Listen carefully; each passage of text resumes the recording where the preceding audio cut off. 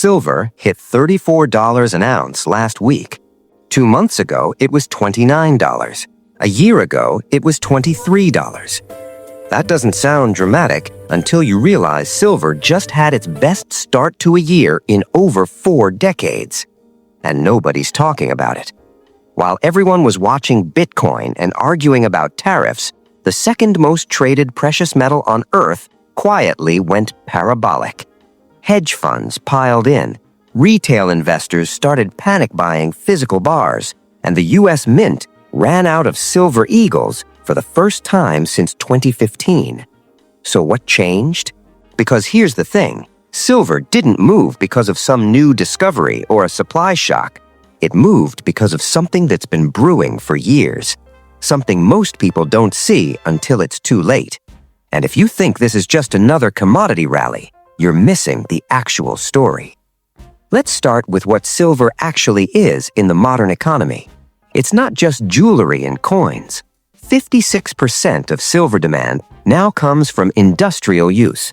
Solar panels, electric vehicles, 5G infrastructure, semiconductors. Every single one of those things requires silver because it's the most conductive metal on Earth. In 2010, the average EV used about 25 grams of silver. Today's EVs use closer to 1,000 grams. A single solar panel uses roughly 20 grams. Governments around the world have committed to installing billions of these panels over the next decade. Do the math. Demand is exploding. But here's where it gets weird. Supply isn't keeping up.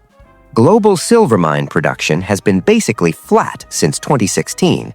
Not shrinking, just flat, because silver is mostly a byproduct of mining other metals like copper, lead, and zinc. When those industries slow down, silver supply slows down. And right now, they're not exactly booming. So you'd think this is simple. High demand, flat supply, price goes up. Economics 101. Except silver spent years doing absolutely nothing. From 2013 to 2020, it was stuck in the low 20s. Even during the pandemic chaos, it barely cracked $30 before falling back down. Something was holding it down, and that something has a name. Paper silver.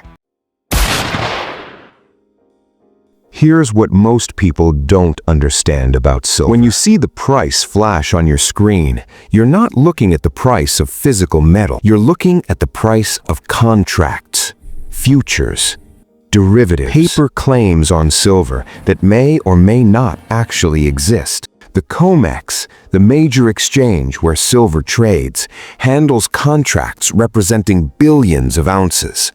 But the actual silver sitting in COMEX warehouses, around 300 million ounces on a good day. That's a ratio of about 100 to 1 in terms of paper claims versus physical metal available for delivery, sometimes higher.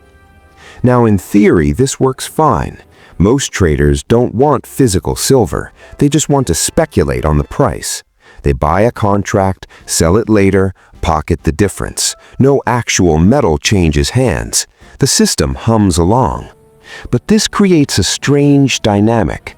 The price of silver gets set by people trading paper, not by people trading actual metal. And when large banks or institutions want to suppress volatility or manage their positions, they can flood the market with sell orders. Paper sell orders, no metal required. This happened over and over during the 2010s.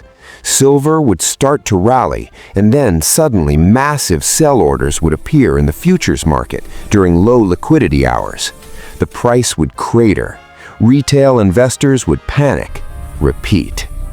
In 2019, several major banks were actually fined for spoofing the silver market. JP Morgan paid nearly $1 billion. Turns out they'd been manipulating precious metals prices for years by placing fake orders to move the market, then canceling them. The price you saw wasn't really a free market price. It was a managed price. But something shifted in 2024. physical demand started to break the paper system. In 2023, global silver demand hit 1.2 billion ounces. Mine supply was around 830 million ounces.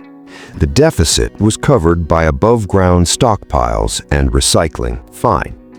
But in 2024, demand jumped to 1.3 billion ounces.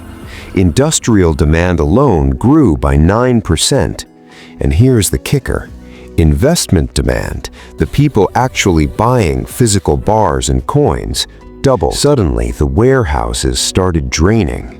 COMEX inventories dropped from 350 million ounces to under 270 million in 6 months. That's the lowest level since 2015. And then, the US Mint made an announcement. They couldn't keep up with demand for Silver Eagles. Production was maxed out. Wait times stretched to weeks. Private mints reported the same thing. Premiums, the amount you pay above spot price for physical metal, spiked to $6 per ounce. Normally, it's around $2. People weren't just trading paper anymore. They were pulling metal out of the system. And when that happens, the paper market has a problem. Because if everyone holding contracts suddenly wanted delivery, there isn't enough silver to go around, not even close. This is what's called a squeeze, and it's exactly what happened in 2021 with GameStop, just slower and less visible. Reddit's Wall Street Bets actually tried to squeeze silver back then. They called it #SilverSqueeze. It got some traction, the price jumped briefly, then faded. But this time, the paper market absorbed it because it's not just retail investors. It's sovereign wealth funds. It's central banks in China and India quietly accumulating. It's institutions that understand the industrial demand story and realize the supply situation is genuinely tight. The paper market can only suppress price if there's enough physical metal to back it up. And right now, that buffer is shrinking. That said, silver comes with real risks. It has a long history of sharp rallies followed by deep crashes. In 2011, silver reached nearly $50 an ounce, then fell below $20 and stayed there for years. Silver is highly volatile. If industrial demand slows or if the global economy weakens, prices can fall quickly. Higher prices also encourage new mining projects, which eventually increase supply and cool the market. So this isn't a guaranteed story. It never is. What makes silver interesting right now isn't just the price. It's a small market, which means relatively little capital can move it. And it sits at the intersection of industrial demand and financial speculation. If physical shortages continue, it raises uncomfortable questions about how commodity prices are actually set. Silver is around $34. Some think it goes higher. Others think it falls back. Both outcomes are possible. Because silver isn't just a metal. It's a test of whether physical supply still matters in markets dominated by paper contracts. And here's the real question, not just for silver, but for everything else. If this kind of pressure shows up in silver first, which market is next? Thank you for watching.